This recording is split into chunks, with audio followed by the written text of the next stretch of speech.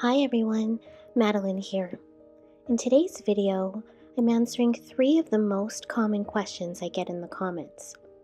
What gold ink do I use? What heat tool do I recommend? And what paper works best? Since these come up so often, I figured it's time to dive in and give you more detailed answers than I have in my short videos. If you find this helpful, don't forget to hit the like button. It really supports the channel. And keep those questions coming. I love reading your comments. If you haven't already, be sure to subscribe so you don't miss future videos. Plus, all the products I mention will be linked in the description below. Let's get started. First, let's talk about the gold ink I use. I always use Jacquard's Pinata ink in brass. I always buy the big 4-ounce bottle, and I always dilute it before I use it in my paintings. So let me show you how I do that. I start with a clean, empty precision tip bottle. These come in various sizes based on your preference. I buy these in bulk, and they usually are sold with these handy little funnels, which makes filling them an easy task.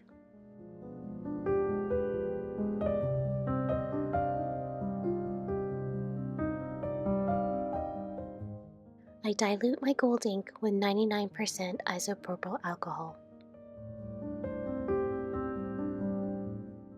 With the funnel in place, I start by pouring the alcohol into the precision tip bottle until it's about 90% full. I don't really use exact measurements when I do this, but I stop at about here on the bottle.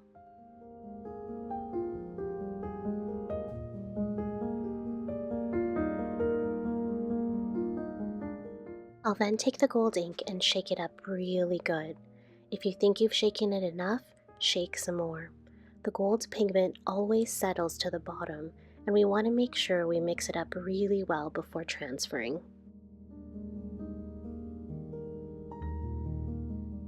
Once I've mixed the gold ink really well, I'll start pouring it into the precision tip bottle. I fill the last 10% of the bottle, just stopping at the neck. Take your funnel out and seal your bottle.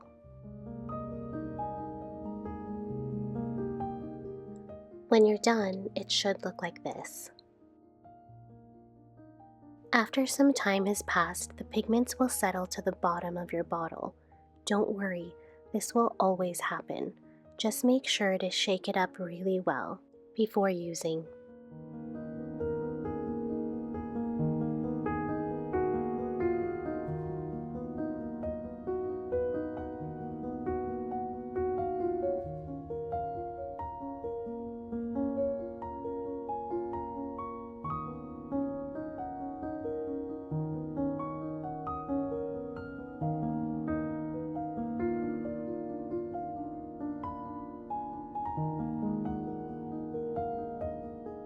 If I'm refilling a bottle of previously diluted gold and there's still a bit of gold pigment left in the bottle, I'll fill the bottle with alcohol about 95% full before topping it up with the gold ink.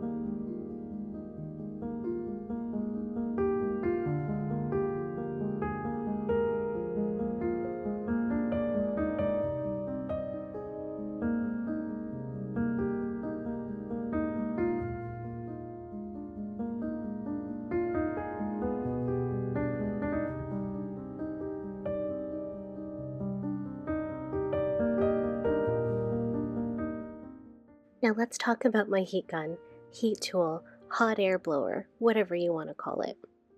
It's called an M-Life mini heat gun, and it has definitely seen better days. It's a 350 watt dual temp hot air gun with a 6.5 foot cable. It heats up between 140 and 380 degrees Celsius. There's a low setting and a high setting, and I recommend only using the low setting when painting with alcohol inks. I'll explain more on that at the end of this video. I like this one a lot because the low setting temperature and airflow is just right.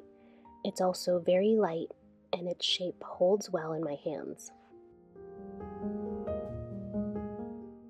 Last, let's talk about papers, what I use and why. My first choice is Graphics Craft Plastic in opaque white. It's on the thicker side, it's sturdy, and most importantly, non-staining. I also find it holds up well in higher temperatures. Not that I use the high setting at all, but I can concentrate my heat gun on low in the same area for a longer time with this paper. The Graphics 12x12 is what you'll see in 80% of my videos.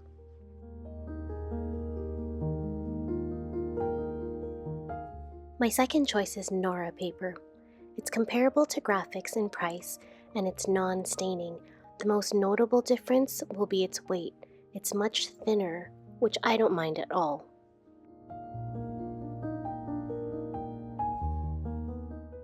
My third choice is Yupo.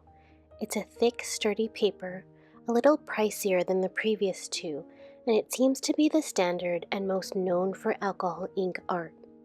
The only reason this is my third choice is because it stains. Let's do a stain test. The reason I prefer non-staining papers is because it allows you to rework your inks. If the paper stains, you're left with the remnants of the previous ink used. It also makes it much harder for smooth blending if your original ink drops don't blend clean. I've used alcohol ink markers to write the paper brands on each of these papers. I'll then try to wipe the marker off using the 99% isopropyl alcohol. You'll notice I wasn't able to wipe the Yupo paper clean. Now remember I said I only use the low setting of my heat gun? I'm going to end this video with a fun demo of each paper warping under the high setting of my heat gun. Each paper was exposed for 30 seconds on the high heat setting. The Graphics Craft Plastic did best, but still warped in the end.